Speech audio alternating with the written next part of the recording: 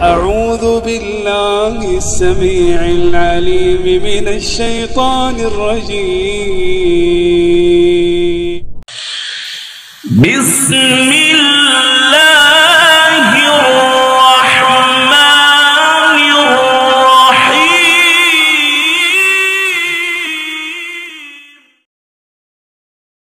قال ألم أقل لك إنك لن تستطيع معي صبرا قال إن سألتك عن شيء بعدها فلا تصاحبني قد بلغت من لدني عذرا فانطلقا حتى إذا أتيا أهل قرية استطعما أهلها فأبوا أن يضيفوهما فوجدا فيها جدارا يريد أن ينقض فأقامه قال لو شئت لاتخذت عليه أجرا قال هذا فراق بيني وبينك سأنبئك بتأويل ما لم تستطع عليه صبرا أما السفينة فكانت لمساكين يعملون في البحر فأردت أن أعيبها وكان وراءهم ملك يأخذ كل سفينة غصبا وأما الغلام فكان أبواه مؤمنين فخشينا أن يرهقهما طغيانا وكفرا فأردنا أن يبدلهما ربهما خيرا منه زكاة وأقرب رحما وأما الجبال فكان لغلامين يتيمين في المدينة وكان تحته كنز لهما وكان أبوهما صالحا فأراد ربك أن يبلغا أشدهما ويستخرجا كنزهما رحمة من ربك وما فعلته عن أمري ذلك تأويل ما لم تستطع عليه صبرا ويسألونك عن ذي القرنين قل سأتلو عليكم منه ذكرا إنا مكنا له في الأرض وآتيناه من كل شيء سببا فأتبع سببا حتى إذا بلغ مغرب الشمس وجدها تغرب في عين حمئة ووجد عندها قوما قلنا يا ذا القرنين إما أن تعذب وإما أن تتخذ فيهم حسنا قال أما من ظلم فسوف نعذبه ثم يرد إلى ربه فيعذبه عذابا نكرا وأما من آمن وعمل صالحا فله جزاء الحسنى وسنقول له من أمرنا يسرا ثم أتبع سببا حتى إذا بلغ مطلع الشمس وجدها تطلع على قوم لم نجعل لهم من دونها سترا كذلك وقد أحطنا بما لديه خبرا ثم أتبع سببا حتى إذا بلغ بين السدين وجد من دونهما قوما لا يكادون يفقهون قولا قالوا يا ذا القرنين إن يأجوج ومأجوج مفسدون في الأرض فهل نجعل لك خرجا على أن تجعل بيننا وبينهم سدا قال ما مكنني فيه ربي خير فأعينوني بقوة أجعل بينكم وبينهم ردما آتوني زبر الحديد حتى إذا ساوى بين الصدفين قال انفخوا حتى إذا جعله نارا قال آتوني أفرغ عليه قطرا فما استطاعوا أن يظهروه وما استطاعوا له نقبا قال هذا رحمة من ربي فإذا جاء وعد ربي جعله دكاء وكان وعد ربي حقا وتركنا بعضهم يومئذ يموج في بعض ونفخ في الصور فجمعناهم جمعا وعرضنا جهنم يومئذ للكافرين عرضا الذين كانت أعينهم في غطاء عن ذكري وكانوا لا يستطيعون سمعا أفحسب الذين كفروا أن يتخذوا عبادي من دوني أولياء إنا أعتدنا جهنم للكافرين نزلا قل هل ننبئكم بالأخسرين أعمالا الذين ضل سعيهم في الحياة الدنيا وهم يحسبون أنهم يحسنون صنعا أولئك الذين كفروا بآيات ربهم ولقائه فحبطت أعمالهم فلا نقيم لهم يوم القيامة وزنا ذلك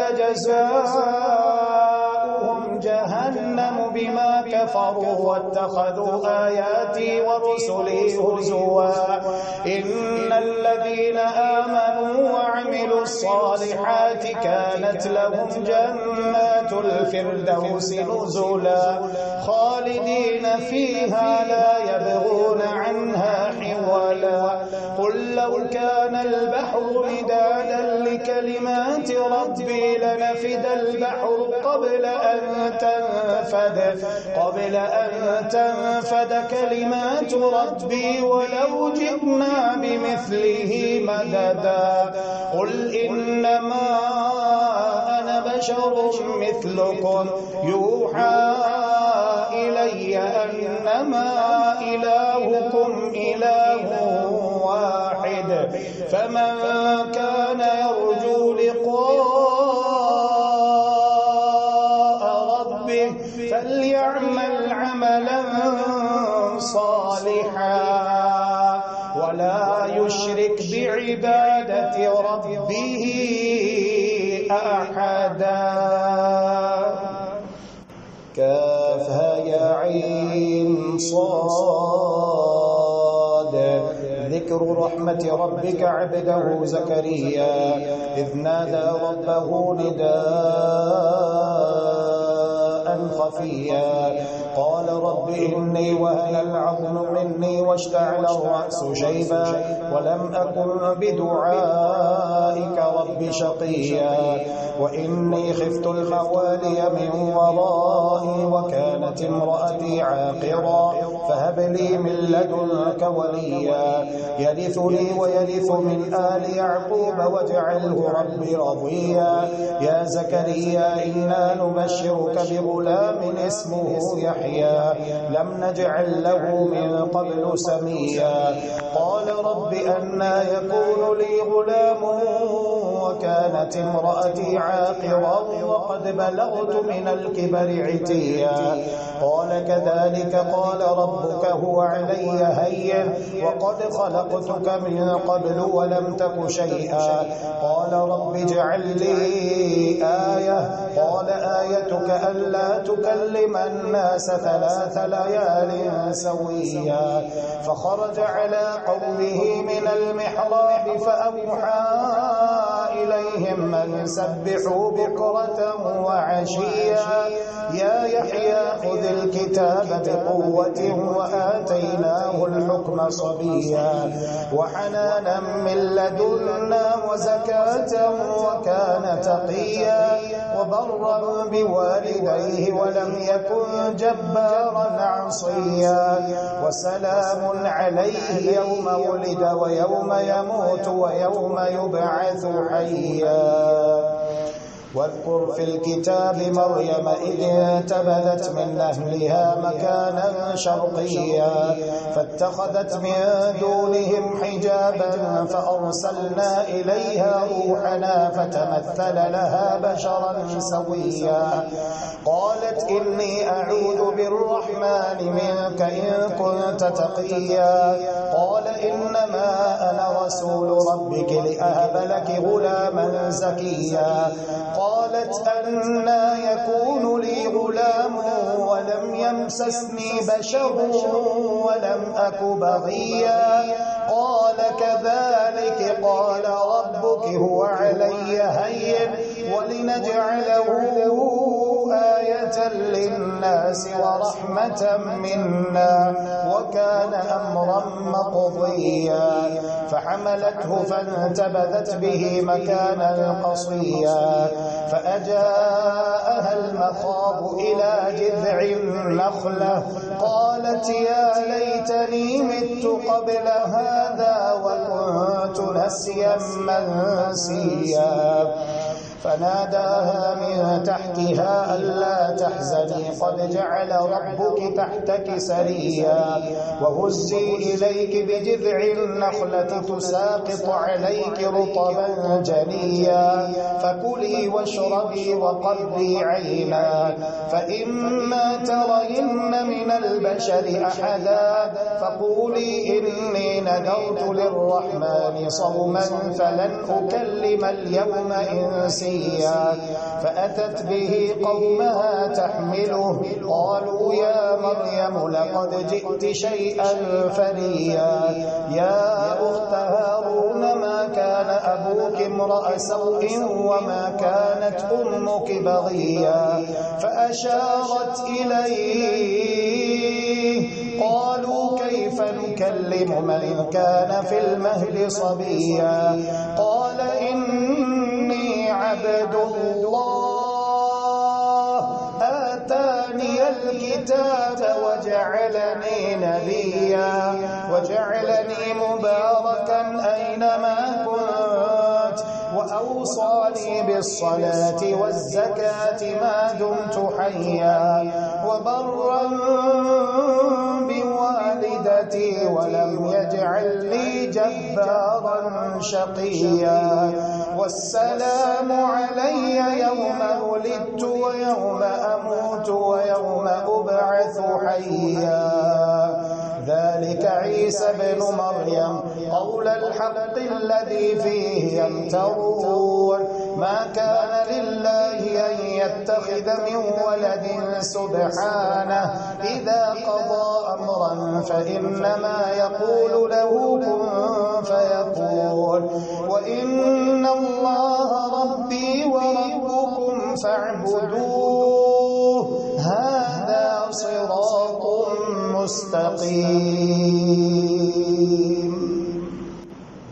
فاختلف الأحزاب من بينهم فويل للذين كفروا من مشهد يوم عظيم أسمع بهم وأبصر يوم يأتوننا لكن الظالمون اليوم في ضلال مبين وأنذرهم يوم الحسرة إذ قضي الأمر وهم في غفلة وهم لا يؤمنون إنا نحن نرث الأرض ومن عليها وإلينا يرجعون واذكر في الكتاب إبراهيم إنه كان صديقا نبيا إذ قال لأبيه يا أبت لم تعبد ما لا يسمع ولا يبصر ولا يغني عنك شيئا يا أبت إني قد جاءني من العلم ما لم يأتك فاتبعني أهدك صراطا سويا يا أبت لا تعبد الشيطان إن الشيطان كان للرحمن عصيا يا أبت إني أخاف أن يمسك عذاب من الرحمن فتكون للشيطان وليا قال أراغب أنت عن آلهتي يا إبراهيم لئن لم تنته لأرجمنك واهجرني مليا قال سلام عليك سأستغفر لك ربي إنه كان بي حفيا وأعتزلكم وما تدعون من دون الله وأدعو ربي عسى ألا أكون بدعاء ربي شقيا فلما اعتزلهم وما يعبدون من دون الله وهبنا لهم إسحاق ويعقوب وكلا جعلنا نبيا ووهبنا لهم من رحمتنا وجعلنا لهم لسان صدق عليا واذكر في الكتاب موسى إنه كان مخلصا وكان رسولا نبيا وناديناه من جانب الطور الأيمن وقربناه نجيا ووهبنا له من رحمتنا أخاه هارون نبيا واذكر في الكتاب إسماعيل إنه كان صادق الوعد وكان رسولا نبيا وكان يأمر أهله بالصلاة والزكاة وكان عند ربه مرضيا واذكر في الكتاب إدريس إنه كان صديقا نبيا ورفعناه مكانا عليا أولئك الذين أنعم الله عليهم من النبيين من ذرية آدم وممن حملنا مع نوح ومن ذرية إبراهيم وإسرائيل وممن هدينا واجتبينا إذا تتلى عليهم آيات الرحمن خروا سجدا وبكيا فخلف من بعدهم خلف أضاعوا الصلاة واتبعوا الشهوات فسوف يلقون غيا إلا من تاب وآمن وعمل صالحا فأولئك يدخلون الجنة ولا يظلمون شيئا جنات عدن التي وعد الرحمن عباده بالغيب إنه كان وعده مأتيا لا يسمعون فيها لغوا إلا سلاما ولهم رزقهم فيها بكرة وعشيا تلك الجنة التي نورث من عبادنا من كان تقيا وما نتنزل إلا بأمر ربك له ما بين أيدينا وما خلفنا وما بين ذلك وما كان ربك نسيا رب السماوات والأرض وما بينهما فاعبده واصطبر لعبادته هل تعلم له سميا ويقول الإنسان أإذا ما مت لسوف أخرج حيا أولا يذكر الإنسان أنا خلقناه من قبل ولم يك شيئا فوربك لنحشرنهم والشياطين ثم لنحضرنهم حول جهنم جثيا ثم لننزعن من كل شيعة أيهم أشد على الرحمن عتيا ثم لنحن أعلم بالذين هم أولى بها صليا وإن منكم إلا واردها كان على ربك حتما مقضيا ثم ننجي الذين اتقوا وندر الظالمين فيها جثيا وإذا تتلى عليهم آياتنا بينات قال الذين كفروا للذين آمنوا أي الفريقين خير مقاما وأحسن نديا وكم مهلكنا قبلهم من قرن هم أحسن أثاثا ورئيا قل من كان في الضلالة فليمدد له الرحمن مدا حتى إذا رأوا ما يوعدون إما العذاب وإما الساعة فسيعلمون من هو شر مكانا وأضعف جندا ويزيد الله الذين اهتدوا هدى والباقيات الصالحات خير عند ربك ثوابا وخير مردا أفرأيت الذي كفر بآياتنا وقال لأوتين مالا وولدا أطلع الغيب أم اتخذ عند الرحمن عهدا كلا سنكتب ما يقول ونمد له من العذاب مدا ونرثه ما يقول ويأتينا فردا واتخذوا من دون الله آلهة ليكونوا لهم عزا كلا سيكفرون بعبادتهم ويكونون عليهم ضدا ألم تر أنا أرسلنا الشياطين على الكافرين تؤزهم أزا فلا تعجل عليهم إنما نعد لهم عدا يوم نحشر ونحشر المتقين إلى الرحمن وفدا ونسوق المجرمين إلى جهنم وردا لا يملكون الشفاعة إلا من اتخذ عند الرحمن عهدا وقالوا اتخذ الرحمن ولدا لقد جئتم شيئا إدا تكاد السماوات يتفطرن منه وتنشق الأرض وتخر الجبال هدا أن دعوا للرحمن ولدا وما ينبغي للرحمن أن يتخذ ولدا إن كل من في السماوات والأرض إلا آتي الرحمن عبدا لقد أحصاهم وعدهم عدا وكلهم آتيه يوم القيامة فردا إن الذين آمنوا وعملوا الصالحات سيجعل لهم الرحمن ودا فإنما يسرناه بلسانك لتبشر به المتقين وتنذر به قوما لدا وكم مهلكنا قبلهم من قرن هل تحس منهم من أحد أو تسمع لهم ركزا طه ما أنزلنا عليك القرآن لتشقى إلا تذكرة لمن يخشى تنزيلا ممن خلق الأرض والسماوات العلى الرحمن على العرش استوى له ما في السماوات وما في الأرض وما بينهما وما تحت الثرى وإن تجهر بالقول فإنه يعلم السر وأخفى الله لا إله إلا هو له الأسماء الحسنى وهل أتاك حديث موسى إذ رأى نارا فقال لأهلهم كثوا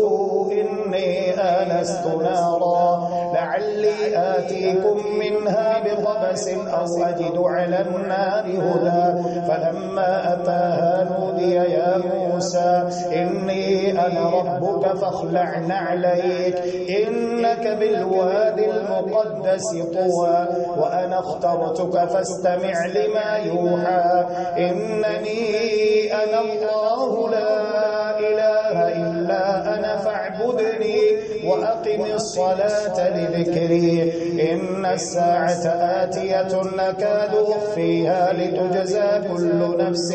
بما تسعى فلا يصدنك عنها من لا يؤمن بها واتبع هواه فتردى وما تلك بيمينك يا موسى قال هي عصاي أتوكأ عليها وأهش بها على غنمي ولي فيها مآرب أخرى قال ألقها يا موسى فألقاها فإذا هي حية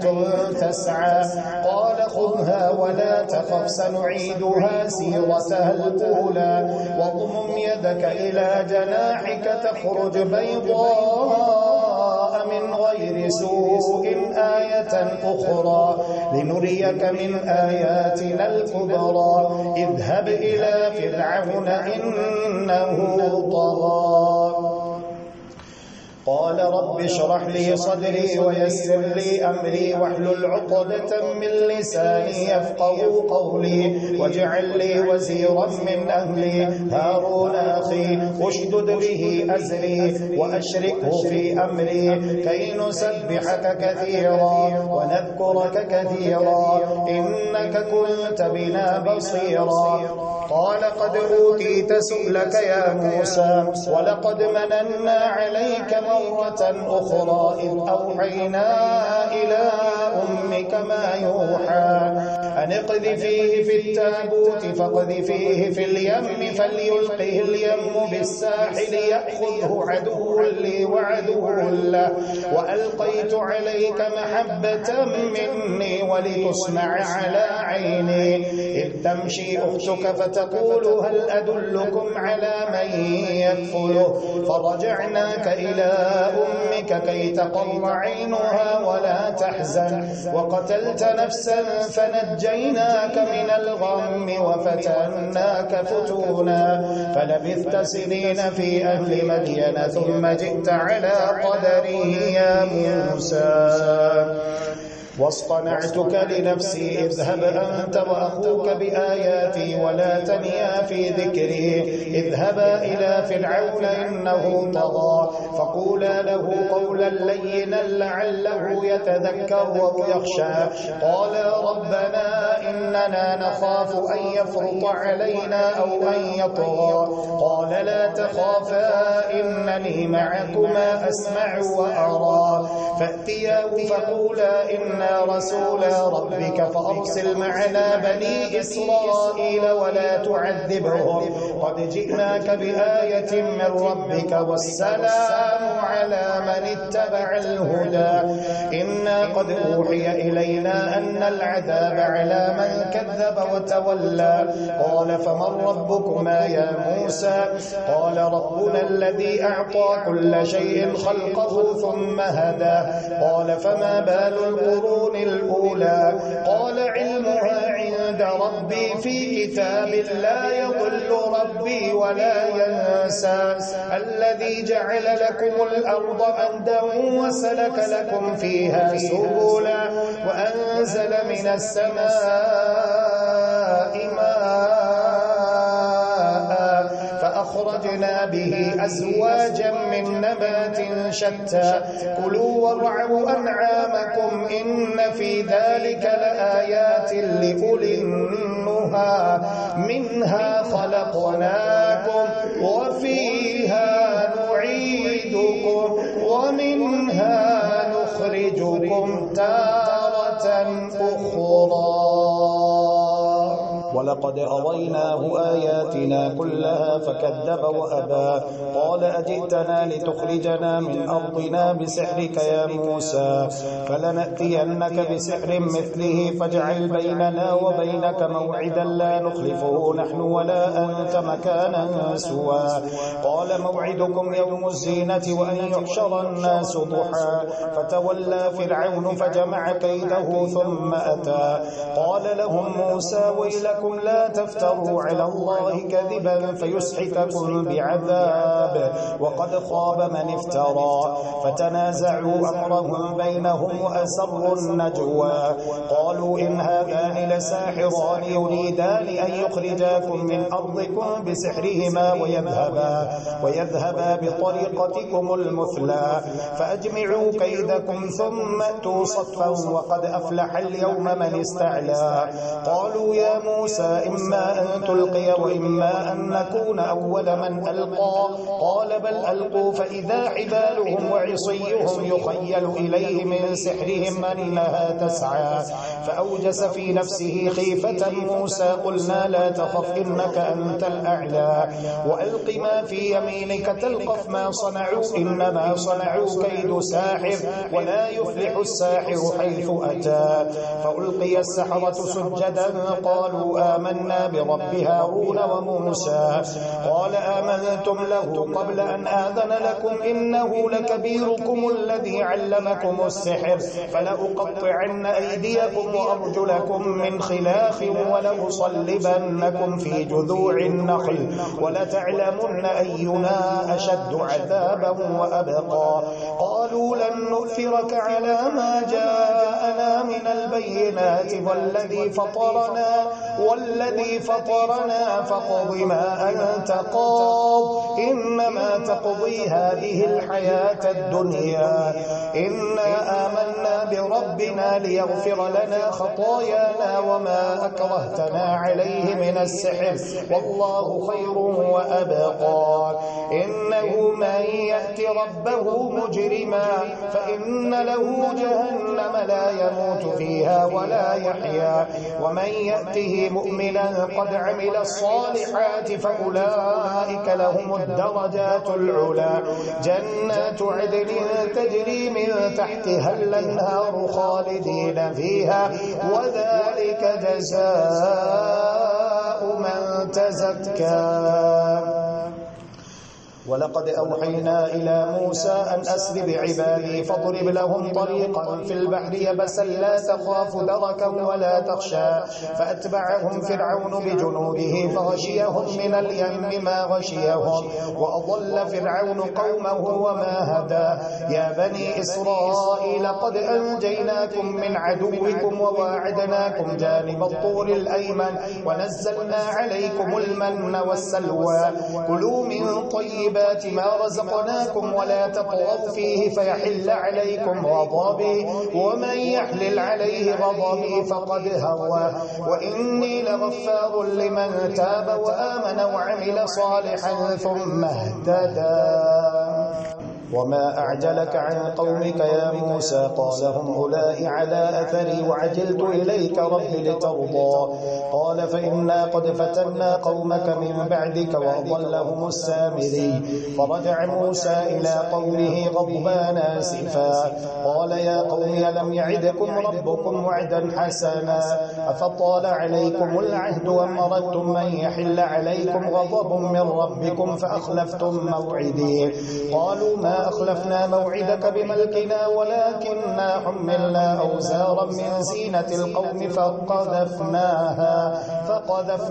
فكذلك ألقى السامري فأخرج لهم عجلا جسدا له خوار فقالوا هذا إلهكم وإله موسى فنسيه أفلا يرون أن لا يرجع إليهم قولا ولا يملك لهم ضرا ولا نفعا ولقد قال لهم هارون من قبل يا قوم إنما فتنتم به وإن ربكم الرحمن فاتبعوني وأطيعوا أمري قالوا لن نبرح عليه عاكفين حتى يرجع إلينا موسى قال يا هارون ما منعك إذ رأيتهم ضلوا ألا تتبعني أفعصيت أمري قال يا ابن أم لا تأخذ بلحيتي ولا برأسي إني خشيت أن تقول فرقت بين بني إسرائيل ولم ترقب قولي قال فما خطبك يا سامري قال بصرت بما لم يبصروا به فقبضت قبضة من أثر الرسول فنبذتها وكذلك سولت لي نفسي قال فاذهب فإن لك في الحياة أن تقول لا مساس وإن لك موعدا لن تخلفه وانظر إلى إلهك الذي ظلت عليه عاكفا لنحدقنه ثم لننسفنه في اليم نسفا إنما إلهكم الله الذي لا إله إلا هو وسع كل شيء علما كذلك نقص عليك من أنباء ما قد سبق وقد آتيناك من لدنا ذكرا من أعرض عنه فإنه يحمل يوم القيامة وزرا خالدين فيه وساء لهم يوم القيامة حملا يوم ينفخ في الصور ونحشر المجرمين يومئذ زرقا يتخافتون بينهم إن لبثتم إلا عشرا نحن أعلم بما يقولون إذ يقول أمثلهم طريقة إن لبثتم إلا يوما ويسألونك عن الجبال فقل ينسفها ربي نسفا فيذرها قاعا صفصفا لا ترى فيها عوجا ولا أمتا يومئذ يتبعون الداعي لا عوج له وخشعت الأصوات للرحمن فلا تسمع إلا همسا يومئذ لا تنفع الشفاعة إلا من أذن له الرحمن ورضي له قولا يعلم ما بين أيديهم وما خلفهم ولا يحيطون به علما وعنت الوجوه للحي القيوم وقد خاب من حمل ظلما ومن يعمل من الصالحات وهو مؤمن فلا يخاف ظلما ولا هضما وكذلك أنزلناه قرآنا عربيا وصرفنا فيه من الوعيد لعلهم يتقون أو يحدث لهم ذكرا فتعالى الله الملك الحق ولا تعجل بالقرآن من قبل أن يقضى إليك وحيه وقل رب زدني علما ولقد عهدنا إلى آدم من قبل فنسي ولم نجد له عزما وإذ قلنا للملائكة اسجدوا لآدم فسجدوا إلا إبليس أبى فقلنا يا آدم إن هذا عدو لك ولزوجك فلا يخرجنكما من الجنة فتشقى إن لك ألا تجوع فيها ولا تعرى وأنك لا تظمأ فيها ولا تضحى فوسوس إليه الشيطان قال يا آدم هل أدلك على شجرة الخلد وملك لا يبلى فأكلا منها فبدت لهما سوآتهما وطفقا يخصفان عليهما من ورق الجنة وعصى آدم ربه فغوى ثم اجتباه ربه فتاب عليه وهدى قال اهبطا منها جميعا بعضكم لبعض عدو فإما يأتينكم مني هدى فمن اتبع هداي فلا يضل ولا يشقى ومن أعرض عن ذكري فإن له معيشة ضنكا ونحشره يوم القيامة أعمى قال رب لم حشرتني أعمى وقد كنت بصيرا قال كذلك أتتك آياتنا فنسيتها وكذلك اليوم تنسى وكذلك نجزي من أسرف ولم يؤمن بآيات ربه ولعذاب الآخرة أشد وأبقى أفلم يهد لهم كم أهلكنا قبلهم من القرون يمشون في مساكنهم إن في ذلك لآيات لأولي النهى ولولا كلمة سبقت من ربك لكان لزاما وأجل مسمى فاصبر على ما يقولون وسبح بحمد ربك قبل طلوع الشمس وقبل غروبها ومن آناء الليل فسبح وأطراف النهار لعلك ترضى ولا تمدن عينيك إلى ما متعنا به أزواجا منهم زهرة الحياة الدنيا لنفتنهم فيه ورزق ربك خير وأبقى وأمر أهلك بالصلاة واصطبر عليها لا نسألك رزقا نحن نرزقك والعاقبة للتقوى وقالوا لولا يأتينا بآية من ربه ولم تأتهم بينة ما في الصحف الأولى ولو أنا أهلكناهم بعذاب من قبله لقالوا ربنا لولا أرسلت إلينا رسولا فنتبع آياتك من قبل أن نذل ونخزى قل كل اللهم إنك عفو تحب العفو فاعف عنا اللهم إنك عفو تحب العفو فاعف عنا إلهنا فاعف عنا يا كريم